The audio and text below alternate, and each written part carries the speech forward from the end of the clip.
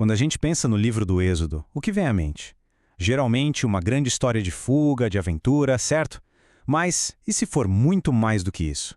Na verdade, o Êxodo é a peça central para a gente entender o que é salvação. É como se fosse o mapa original, o modelo de toda a jornada da nossa alma.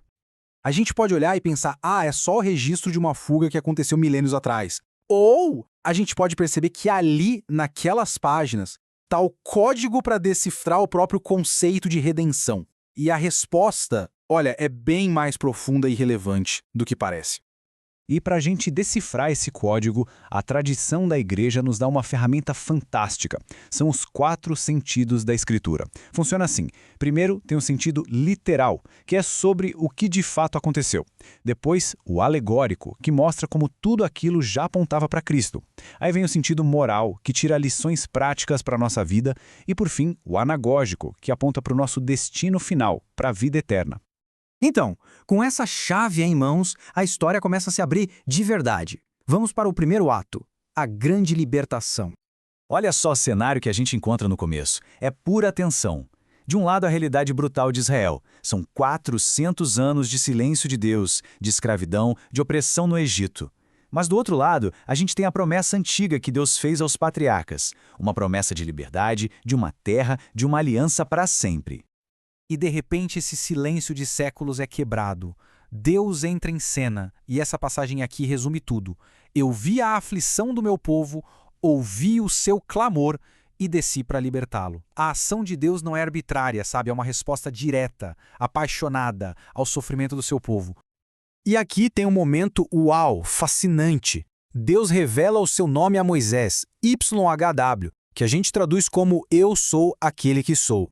Isso é muito mais que um título. É Deus se apresentando de uma forma pessoal, íntima, declarando sua existência soberana e sua fidelidade total àquela promessa.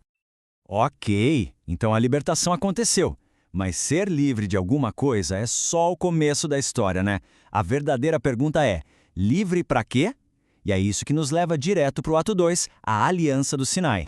Antes mesmo de apresentar os 10 mandamentos, Deus estabelece a base de tudo. E o ponto crucial está aqui, bem no comecinho. Eu sou o Senhor, teu Deus, que te tirei da terra do Egito, da casa da servidão. Percebe a ordem? Primeiro vem a salvação, a libertação. Só depois vem a lei. E essa é a grande sacada. A lei não é um conjunto de regras para a gente conquistar a liberdade. Pelo contrário, é o manual de como viver como um povo que já foi libertado.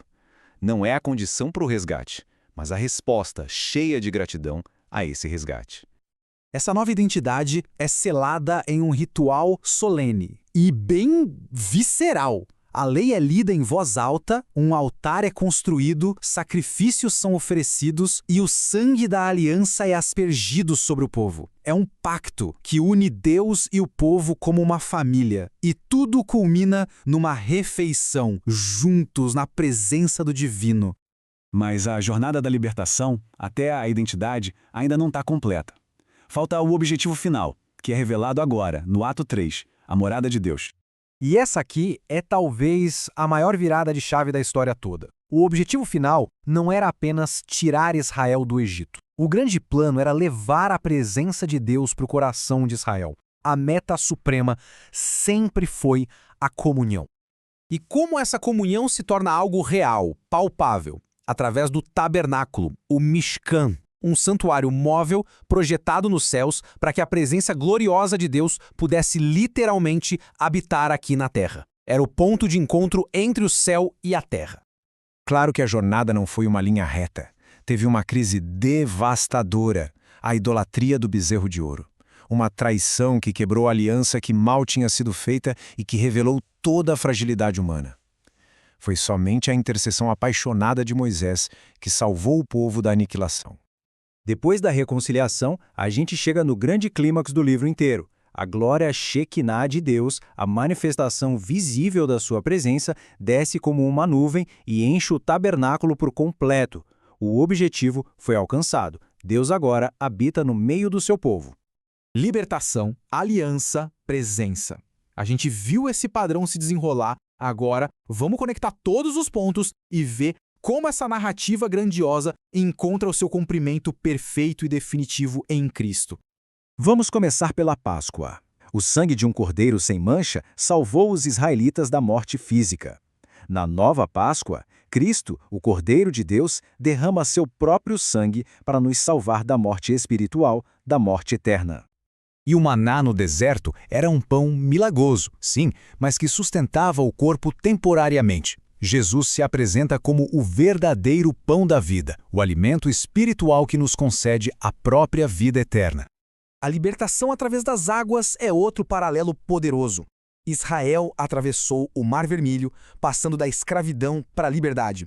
No batismo, nós também atravessamos as águas, passando da escravidão do pecado para a vida nova em Cristo.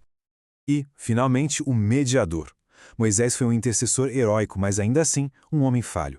Cristo é o mediador perfeito, o próprio Filho de Deus, que não apenas entrega a lei em tábuas de pedra, mas a inscreve diretamente em nossos corações.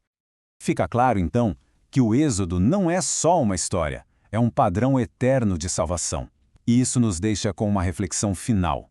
Onde é que essa mesma jornada, da escravidão para a liberdade e da liberdade para a presença divina, pode ser vista acontecendo no mundo e em nós hoje em dia?